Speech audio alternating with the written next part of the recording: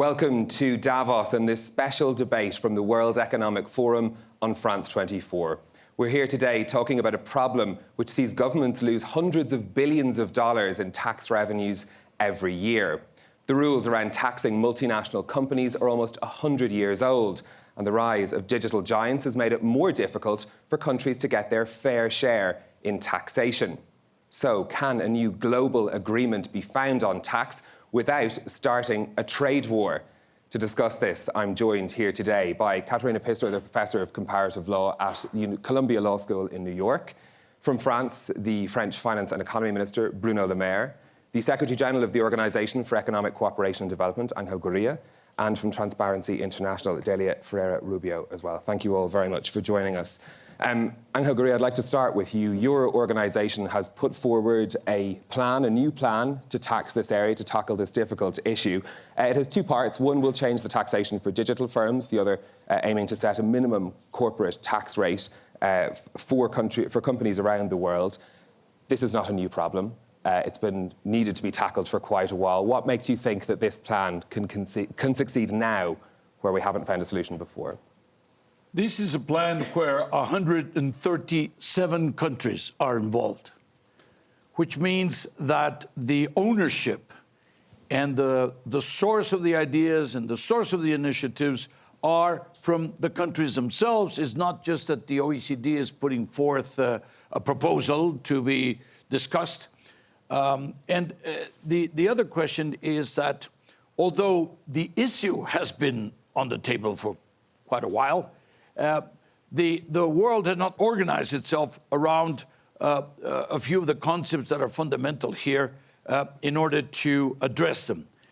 And last but not least, the question of digitalization of the world economy is happening more and more and more every day. This is not about digital companies. Please, let's be clear. This is not about the companies of any one particular country. This is about the process of digitalization, where if you're a finance minister, you see the base shrinking because digital is all over the place and happening more and more and more.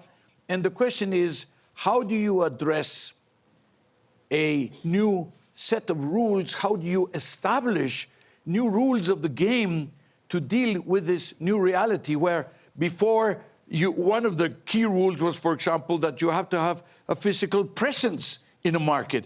Right now, you can be anywhere in the world and doing billions and billions of business in a particular location, a particular country, in a particular city, and you never even stand in there or stop by. Now, these are the kinds of things we used to have, things like transfer payments, and you use arm's length principles and things like that would apply to what I would call the more traditional type of economy. The new economy, the digital economy, requires, therefore, that we establish new rules in order to avoid what you very aptly described, hundreds of billions of dollars being either not paid or divested or simply ignored, and I would say legally in a way, because effectively the companies are simply seeking to see where they have the lowest taxation jurisdiction. So we just have to, this is, there's so exciting about digital, so exciting about technology, etc. But this is one of the consequences that we have to face in order to update and upgrade our international taxation system. Okay, Delia Ferreira Rubio, as Angel Gurria says, this is legal. These companies are using laws that exist to arrange their tax affairs. Is this then a corruption issue for you, given that Transparency International is an anti-corruption organisation? Well, we are working on that because we think that it is related with corruption. In some cases, it's legal. In other cases, it's really and clearly an avoidance of tax paying. And it, in many cases, has to do with shell companies or offshore jurisdictions. What we think is that in this digital economy, we have to reassign the taxing rights. This is the question. Who is entitled to put the taxes or to receive the taxes revenues.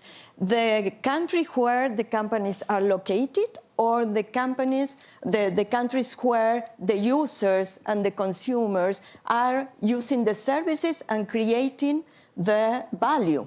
And of course, this is not just taxation. This is a global issue. It has to do with sustainability. It has to do with good governance. It has to do also with fairness in the global economy. And of course, transparency is a key principle on that. So we are working hard in this realm because it's connected with all the other topics that Transparency International is already working on. Katerina Pistor, I'm going to come to you next on this because there's an issue too about how companies are structured that allow them to be able to do this. Is tackling the tax issue the most pressing way to address sort of a broader how we treat companies? It's certainly a very important one because many companies organize themselves around tax issues. And unfortunately, ideally, they should not be doing this. They should be doing this around business rather than taxes. But it's a very common thing. And I just want to come back to the question of corruption. What is legal and what is illegal is, of course, a fine line. It's a very blurred line. And because no tax code can ever be watertight. So we're interpreting and we're trying to find ways around. And I have to say that, unfortunately, one of the most powerful organizations, law firms and consulting firms are, of course, helping multinationals to avoid taxes. And we know that the borderline to evasion of taxes is sort of blurred and are participating in that. And I think just because it's basically a white-collar business should not stop us from thinking about those in corruption terms as well.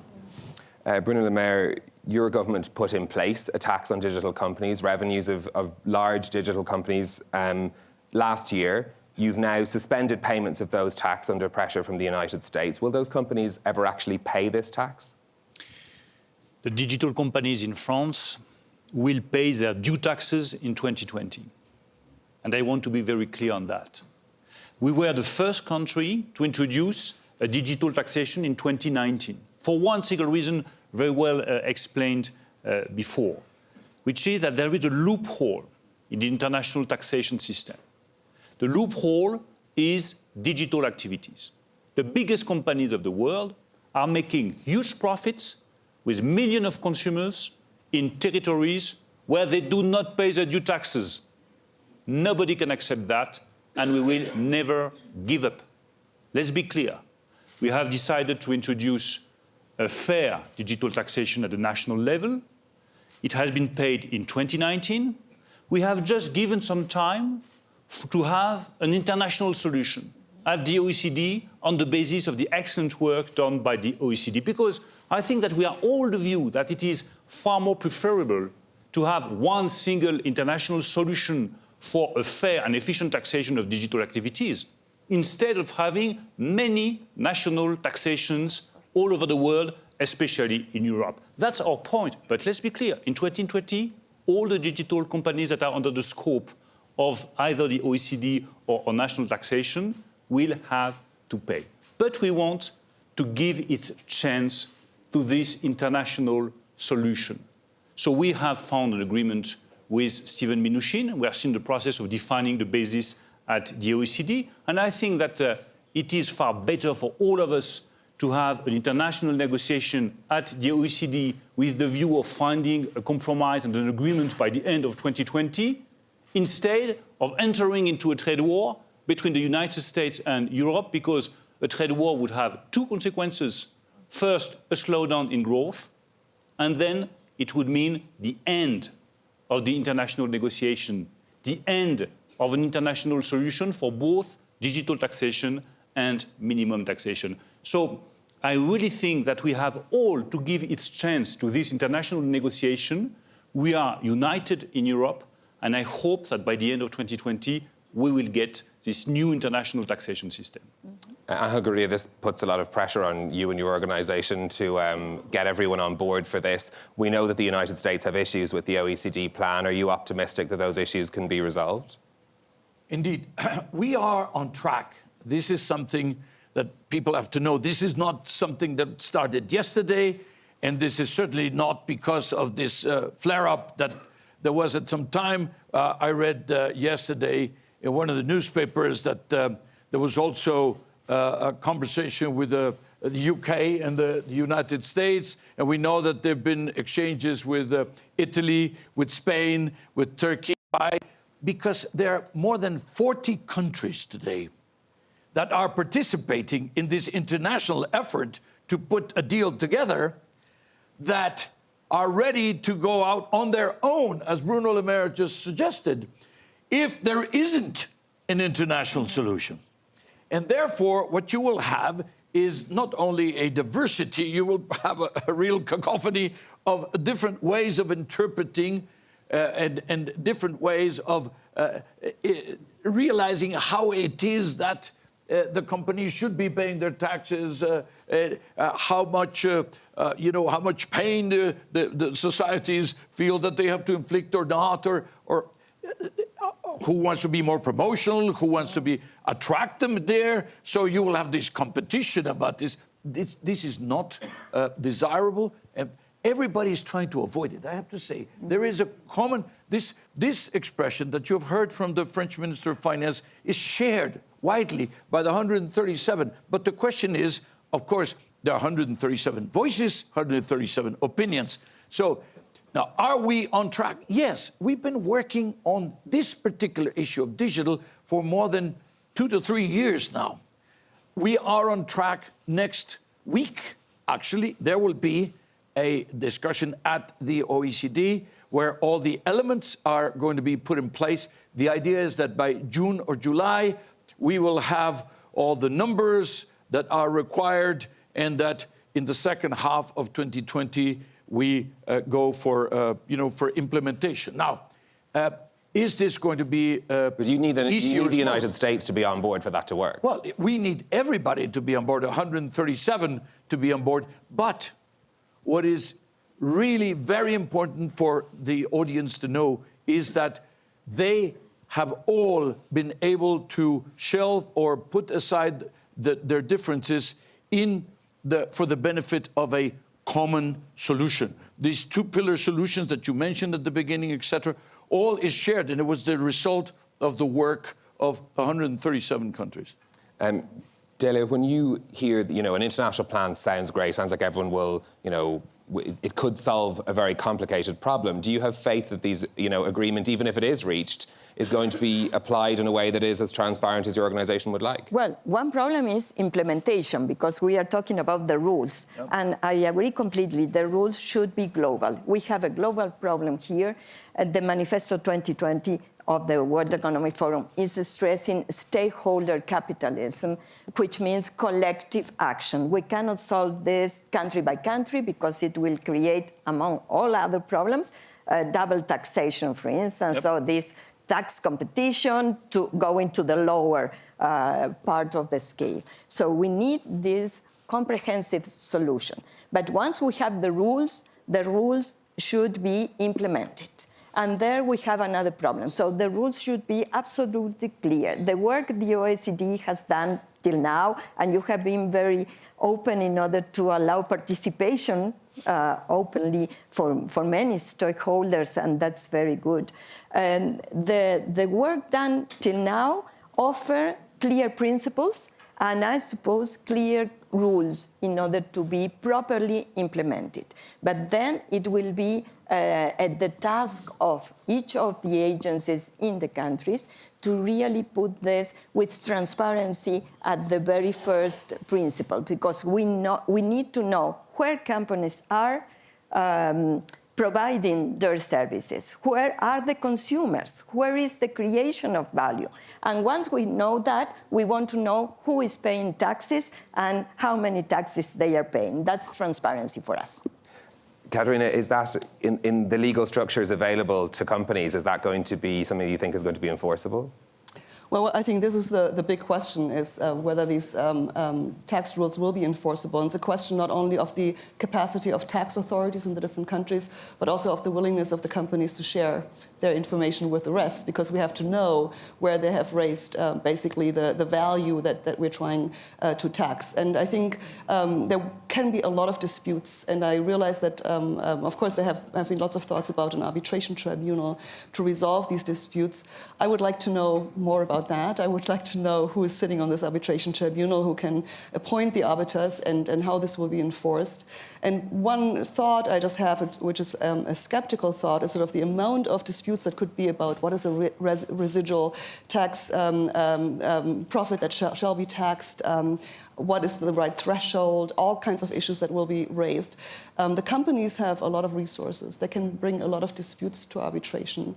And the question is how many countries will have the time and resources to go through these kind of disputes to make sure that they can really collect their tax base. So I'm sort of nervous about the implementation phase, with all due respect to what has been achieved. Angel Gurria, do you share that concern? Arbitration is a big one. You know, as Katarina was saying, companies have huge resources to challenge tax rulings. Listen, Stephen, implementation. Of course, this is the I word is crucial. However,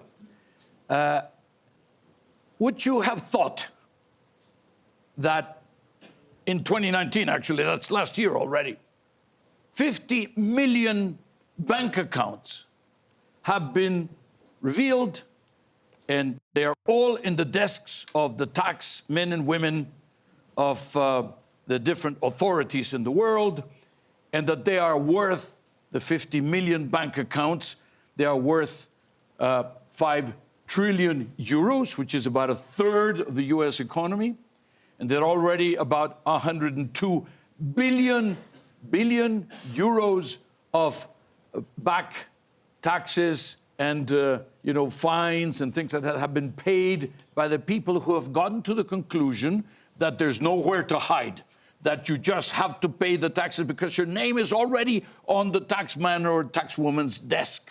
And they're going to call you and buy you a cup of tea, and they're going to say, well, there's an inconsistency here, okay? So that would have been just unheard of 2, 3, 4 years ago. It's happening as we speak. The same thing. And you believe the same thing can apply to companies? Absolutely. The companies now, we have 14 pillars out of the 15 have already been enacted, and they're moving forward. There's about 250 billion per year that the companies are not paying. So we're going to see how we make inroads into that.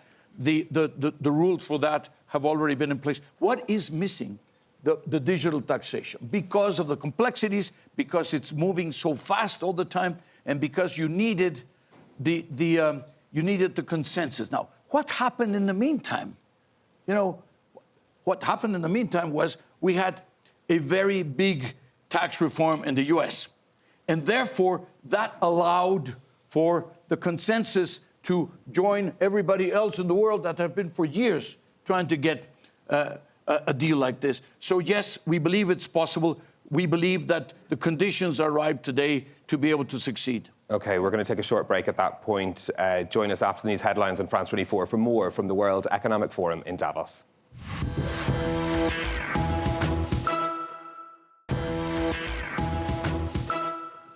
Welcome back to the France 24 debate from the World Economic Forum in Davos. We're discussing the challenge of how to tax digital companies.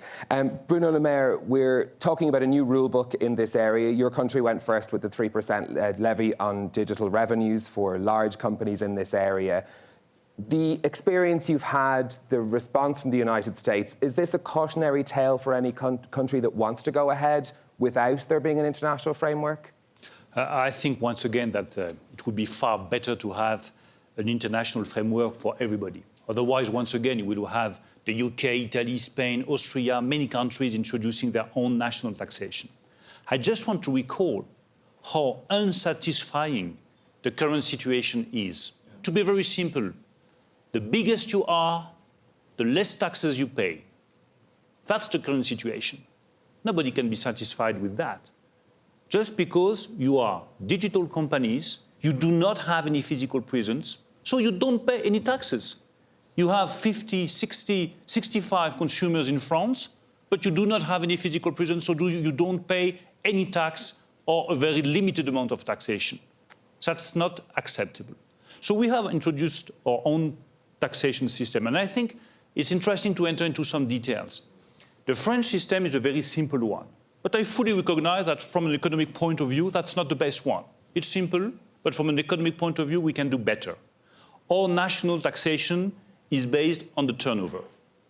If you have a turnover above 750 million euros, you have to pay our national taxation at a level of 3%. But having a taxation on turnover cannot be satisfying from an economic point of view. So we have to build something different. And that's exactly what we want to do during the year 2020 on the basis of the extremely good job made by the OECD, by Angel Gurria and by Pascal Saint-Amand. The work that has been done on the OECD level is based on the level of profits. And of course, it's better to tax profits rather to tax the turnover. Then you have to define the parameters of the taxation. The basis would be the profits. If you make over profits, super profits, you need to be taxed. You have to define the level of super profits. Is it 10%? Is it 15%? Is it 20%? We can have a very long debate about that, and it will be up to the negotiation to define this level. Then on the parameters, you need to introduce some parameters to know exactly how you are doing business in one country and how you are doing profits in one country. You can take, for example, the number of consumers. It might be one very interesting parameter. You can take the level of your expenses for advertising or marketing. It can be a second parameter. And then you have to define the threshold, 10 over 10, for instance, on the basis of the profit you are making. And the very last point of this global framework we are working on is tax certainty. That's a key point for many countries, to be sure that this is something fair and solid. And that's what companies want as well. Introducing, for instance, a kind of arbitrage system, arbitrage body, so that the private companies could be sure that there is tax certainty and there won't be changes all over the world every 6 months or every year. I just want, through this presentation of the OECD solution, to insist on the fact that everything is on the table. We just have to decide if we want to avoid either a loophole in the international taxation system or many national solutions that would be detrimental for all of us. We have everything on the table. Just decide. Just give the impetus. So was this part of your government strategy by going ahead with this tax before there was a plan? You must have expected that the US were going to... Our strategy is quite clear. We want everybody to be aware that there is a problem. Everybody must be aware that we can't go any longer with a taxation system in which the richest companies, those who are making the most important profits, are paying less taxes. So I'm very happy to see that today in Davos, that's one of the key issues. And I think that France has been successful in putting this question of fairness in international taxation system at the core of the international debate. That's the success of France, and that's the success of President Macron. And surely bringing the United States to the OECD table, as it were, is also the goal of having the dispute that France has had with the United States. They've been on the table all the time. They've been at the with table. Reservations. Not on the table, but at the table. And they've been participating rather actively. But there's something that you have to understand, which is really at the root of what Bruno Le Maire just mentioned. The man on the street, when you're talking about the transparency question, you know, is the man on the street, the middle class is captive. In fact, their taxes are, you know, taken away even before they get their paycheck. And now they suddenly find out that the richest men and women in the world pay very little taxes, and they have them, you know, nested out in some strange place in the world. And the same for companies. The small and medium-sized companies, they are in a way captive. They're captive within their borders. They have to pay 25, 28, 30, 35%, whatever the tax is. And now they find out that the biggest companies in the world pay 0.02%, which is a very nice low rate of taxes, you will realize, As we have found from all these investigations by the EU, from some of the largest digital companies, etc. So basically, there's a very deeply rooted political issue here. It has to do with the question of trust, which is one of the biggest casualties of the crisis that we have had here. There was a casualty of growth, there was a casualty of jobs, but there was a casualty of inequalities, but there was a great casualty of trust. And if people feel that I have to pay and the big guys don't have to pay, and the small companies have to pay and the big guys don't have to pay, obviously that produces the people, eventually going out in the street and protesting and saying, I don't like what I have today. Daly, is there a risk that this is a group of rich nations getting together, coming up with a plan that is going to leave developing countries unable to compete in different ways as they would and to compete on tax, for example? Yeah, but if you have 130 countries, Yeah. you have developed and underdeveloped and more coming. But that's the point. We are not here talking just of the consumers and users of France, UK, or the big countries, the developed countries, the rich countries, whatever the name you can add. We are talking about underdeveloped countries where users are located, all are connected, fortunately, using this digital economy. And in this world, it's not only taxation the problem. We have a political problem here, a governance problem. And in the surveillance capitalism, we citizens and our data has been transformed in raw material for these big companies, which are using our data freely to create algorithms and artificial intelligence and machine learning and all that. And in our countries, we are not receiving the taxes that should be used in order to solve the problems in underdeveloped countries. So, for instance, if we talk about sustainability, other concept that is very highlighted in the Manifesto 2020, the SDGs, the Sustainable Development Goals, said we have to solve the problem of water sanitation, poverty, climate change, etc.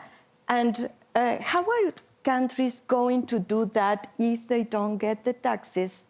That has to do with the activities performed in their countries, not physically present, but really has to do with users and consumers in countries creating value. So this is something that has to do with fairness of the global governance. And I would really be very happy that the result of this is not that finally consumers and users are paying the taxes for the big companies. Because in some countries, that is what is going to happen, or is already happening in some underdeveloped countries. Katerina, there's a conversation happening in the United States about regulating big tech. I mean, it's happening in many parts of the world, but very seriously in the United States about regulating big tech. Is tax the way to attack that? I think it's one of them. And I think that what I would like to add to the conversation here is I think we can think about the big tech companies actually taxing consumers. So in some ways, consumers are double taxed, right? Mm-hmm. Because the big companies are basically harvesting the data or the raw information that we all produce for free. And then are using them and monetizing them and making the money off that, and then are not paying taxes to the countries where these very consumers live, including actually in the United States, where many of the big tech companies resides, because they get a big tax break there as well. So I think one way to get them under control to some extent, I think, is to impose taxes wherever they are and wherever they are active. Okay. Bruno, Maire, you've delayed your current process till the end of 2020. What happens at the end of 2020 if there's no global agreement? Are those companies going to get a big bill? In that case, we will come back to the national solution.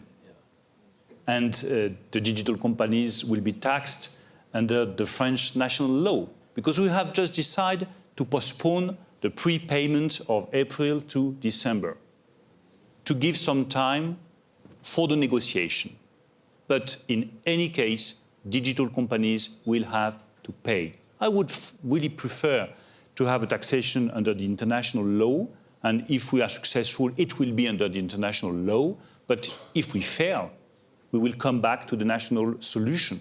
And I fully share what has just been said about the fact that when you are making profits in one country, either a developed one or a developing one, you should pay your due taxes in that country.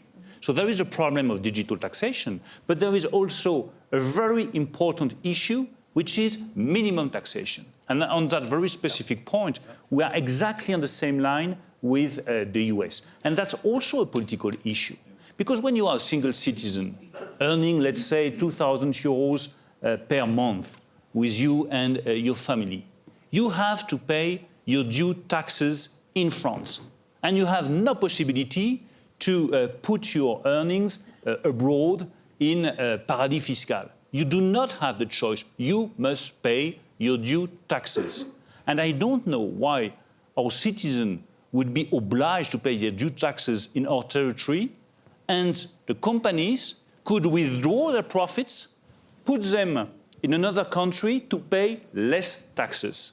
And the response to that problem, which is tax evasion, is minimum taxation. And on that very specific point, which is the second pillar of this refoundation of the international taxation system, I really think that we are close to an agreement.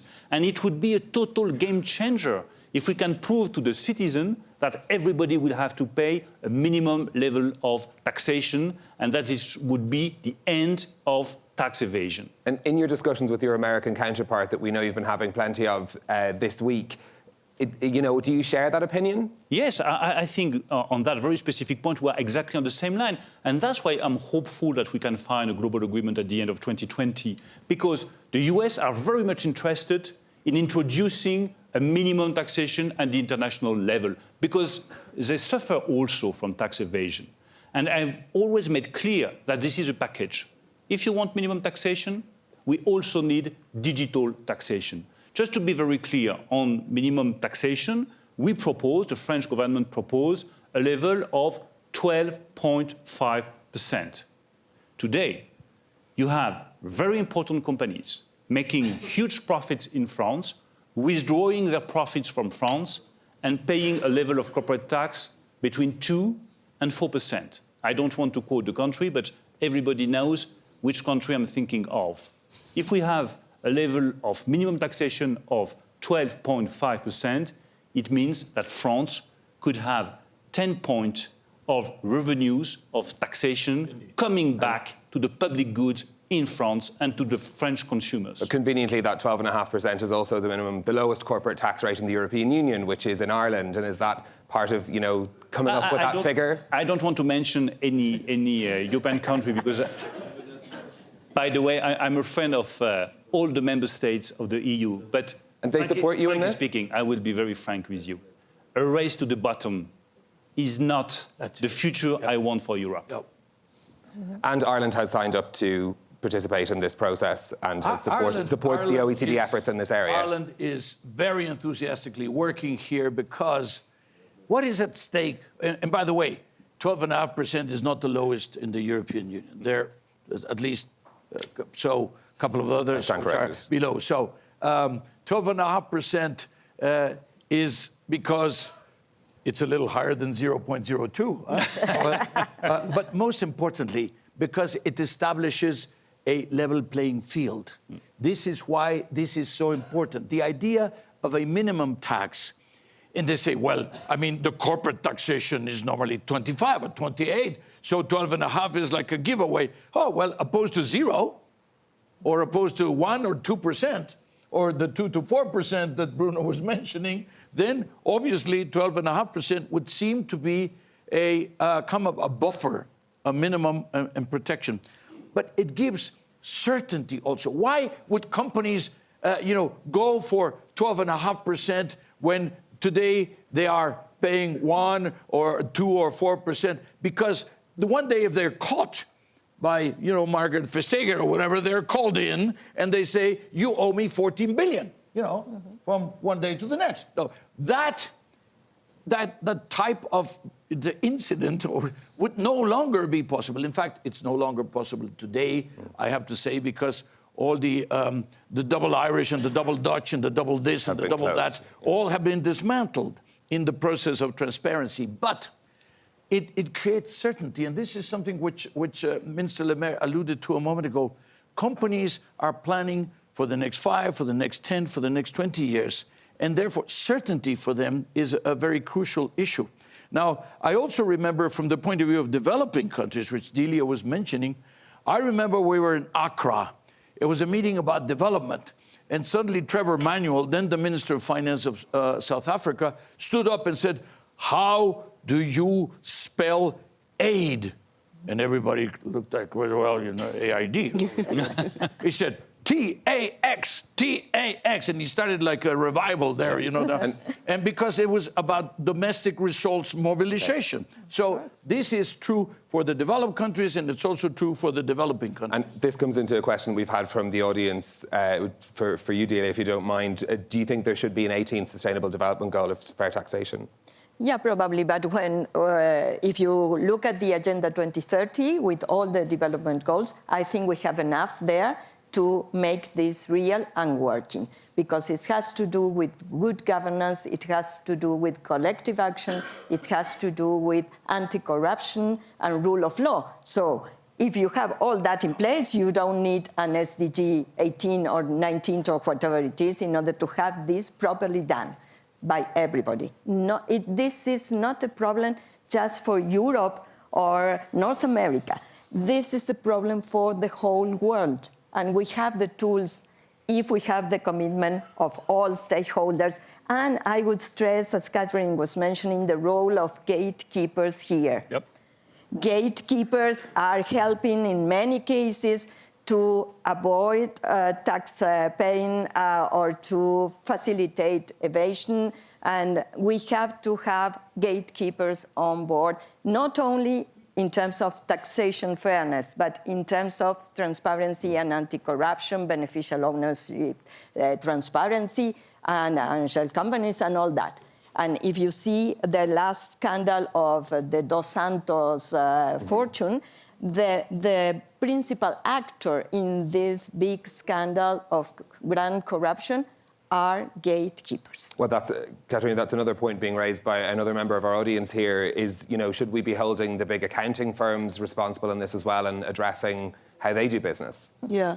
I think in Germany there was recently a case where a major lawyer was accused in a criminal tribunal for aiding in tax evasion. And that's rare. It's very rare that lawyers are being accused. But I think both accounting firms and lawyers have to do some soul searching here and have to think about how far they're going, how far they're pushing the limits of existing rules. And I think I would like to emphasize again, the rules will never be watertight. It's sometimes really a question whether you want to enforce the spirit of the rules and advise your clients to live within the spirit of the rules, or whether you try to evade the spirit by looking at the formal ways to arbitrage around them. Bruno Le Maire, another question here is saying that national taxation is not the solution. In the end, taxes paying consumers. How do we incentivize tech companies to pay? Do we need to be incentivizing companies to pay this tax? No, I don't believe neither in optional taxation nor in incentives to pay. A tax is a tax, full stop, and you have to pay it. And the role of the governments is to be sure that the companies pay their due taxes. So it's up to us to define the rules. They must be as simple as possible, they must be fair, they must be transparent, they must be efficient through an arbitrage system, and that's exactly what we are working on. But that idea to have an optional taxation, I do not know any single private company that would opt for a taxation instead of a non-taxation. Fair enough, yeah, I think we can all understand that. Anko Gouria, another question from our audience here. How do we find a fair solution that doesn't only apply to US-based companies? The scope of a lot of the measures that we've heard, for example, the French measure, it does capture mostly US companies. therein lying the dispute with the United States. Will this plan discriminate unfairly against US companies? This is not about the companies of any particular country. This is about countries above a certain threshold of business, like the tax that France instituted was about. In fact, the European directive that eventually was not approved, but it was very much along the same lines. So the idea of capturing companies that go above a certain threshold of business is there all the time. You don't capture everybody. And second, it's not only with the minimum, this is, by the way, a French-German proposal, the minimum tax idea. And, I have to give this in fairness to the source of the proposal. And this will capture not only digital companies, it will capture anybody who does more business than X, And because the principle is fairly straightforward. As Bruno said, where should you pay taxes? Well, you pay taxes where you do the business and where you generate the profits. Now, let me quote a classic here, this Vladimir Putin, okay? We were in the G20 in St. Petersburg, okay? And he said, if we are successful, this will be the greatest ever revolution in the international tax regime that we have seen in 100 years. Now, the Russians know about revolution, so just to put it in context. Okay, we're coming towards the end of the session, so I'm going to come through and ask quickly. Katerina, starting with you, do you believe, having listened to this debate and followed the issue, will 2020 be the year that you think there'll be a deal done? I hope so. I'm a little bit skeptical because I think that multilateralism and cooperation at an international level has been deteriorating over the last years. There's some turnaround that we're seeing. I hope that will materialize. And I think maybe this could instill even more optimism for another round of multilateralism in the future, even in trade, not only in taxes. Okay, Bruno and Maire, I'm not going to ask you if you think, because I know that you're optimistic about it. Why do you think you can achieve this before the end of 2020? I'm optimistic for 2020, even if I'm aware of the difficulties. But I fully share what Katerina just said. I think that we have all to be aware of what is at stake behind this question of international taxation. The question is to know what kind of world we want for the 21st century. Either the fight against nations or more cooperation. And to address key issues like climate change, new technologies, taxation, we need more cooperation among nations. That's what is behind that fight for a better international taxation system and a digital taxation system. Okay, we'll go briefly. 2020, will it be the year of the deal? I'm not pessimistic and I'm not optimistic, I'm activistic. So we put Mr. Pascal Saint-Amand to work very hard. All 137 countries in the next week, and then in the months in between, and then July, etc., and we get it done. This is what we're going to be focusing on. We have no plan B. We just get it done. Okay, Delia Ferreira-Rubio, are you optimistic? The final word. And we should be having this in 2020. Okay, thank you very much to all of my panellists. Thank you to everyone here in the audience, everyone watching at home. This has been the France 24 debate from the World Economic Forum in Davos. Stay with us. The latest news headlines coming up.